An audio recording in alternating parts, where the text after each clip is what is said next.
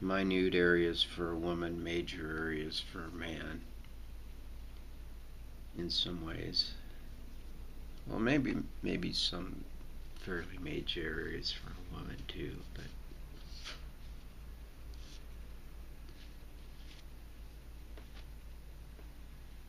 so that's it. It's just kind of weird. I'm grieving our marriage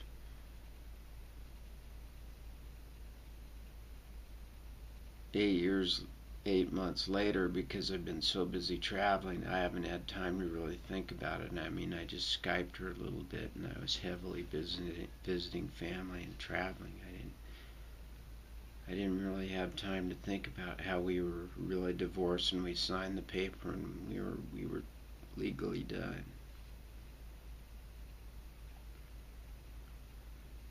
with the marriage.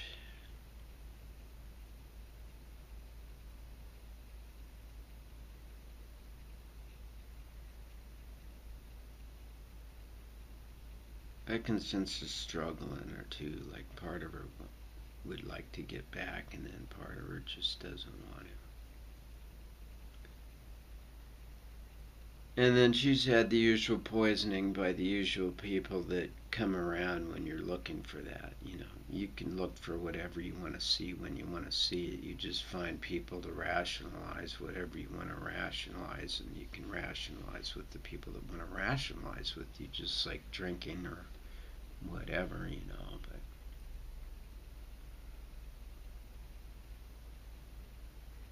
And I just,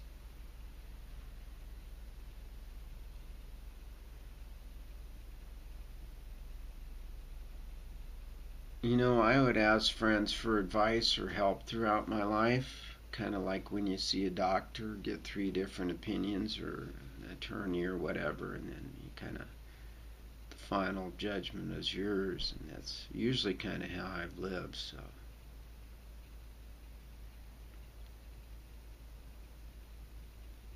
I've always kind of been my own independent thinker, and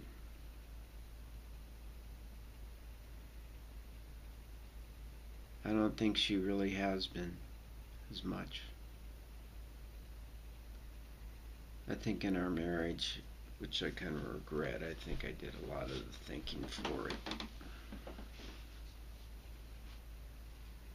And she just kind of went along for the ride, but I think that's what she wanted to do, or she wouldn't have gone along for the ride. I don't know.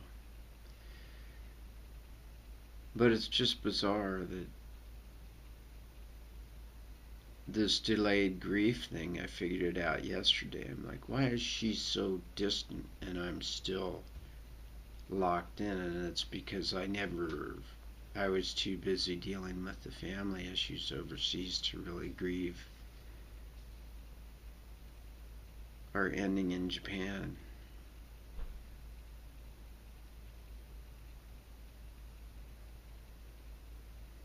So I guess I'm doing that now. I'm doing that now.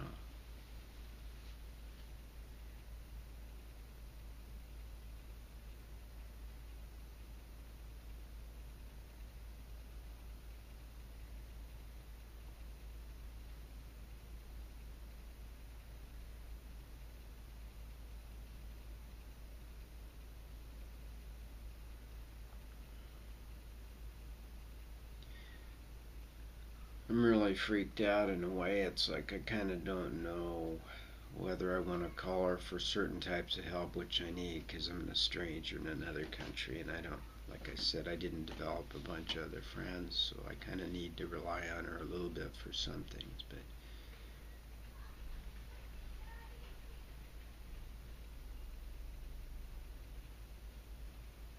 seems like she's done the grieving and she's through things and she's like moved on or everything, and I feel like I don't necessarily want to get back together, but I would at least like to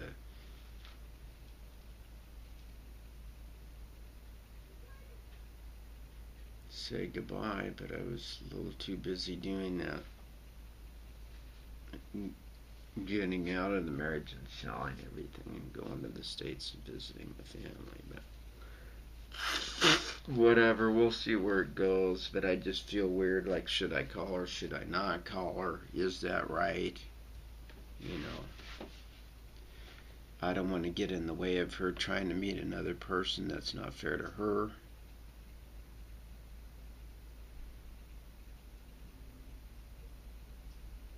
But I do need some help for translating, because my language skill isn't on the highest level for this country, because she did a lot of that for me, and I worked in jobs where I didn't have to that much.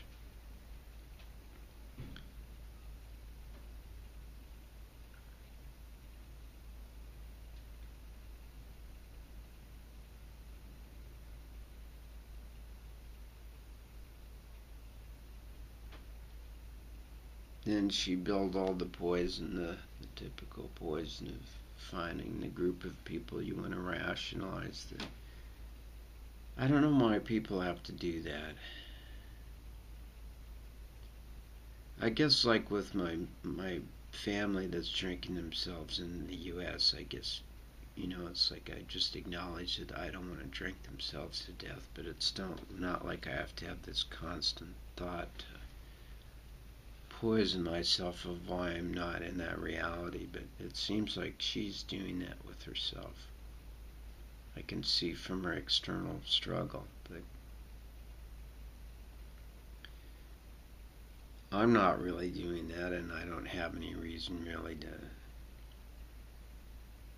It's just it didn't work out, and I just need a little bit of help adjusting to whatever my fate's going to be, which I don't know.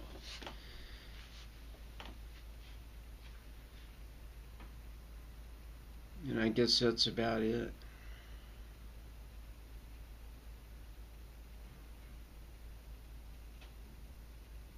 You've seen a real video from a real person about a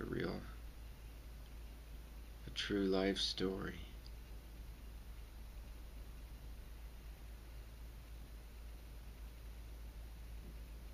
That I wanted to tape.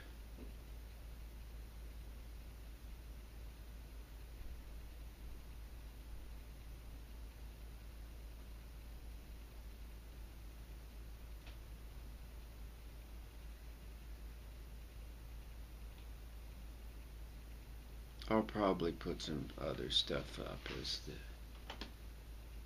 as the adventure goes. Sometimes I don't, because I'm in too much of a hurry.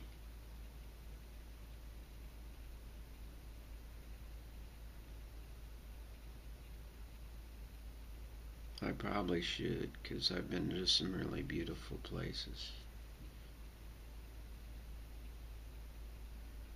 and interesting places.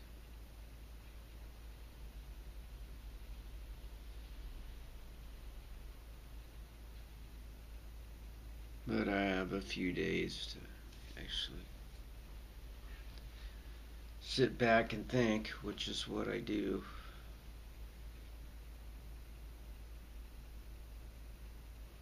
And that's different than a lot of other people. I did it ever since, like, I don't know, 3, 4 years old. I just looked at a newspaper on the floor and I kind of understood it, and I thought I'm on the wrong planet. But I just, ever since I was young, I would just go in life, stop, and then think about what I'm doing, and then make kind of a judgment on where I want to go next, or how I want to think about it, or what situation I'm in, or how I'm learning from it. And that's kind of where I'm at now, I guess. I'm waiting for my fate to be determined in some ways.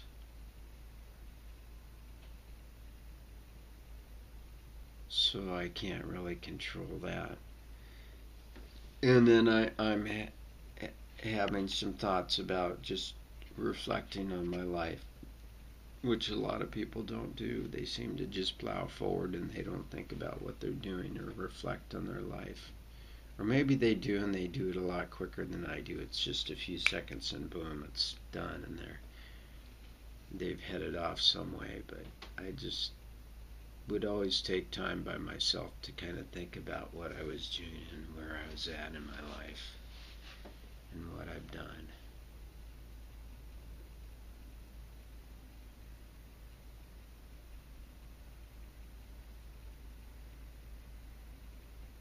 Not someone telling me what it should be and how it should be and why it is and all that. Just thinking for myself about that stuff.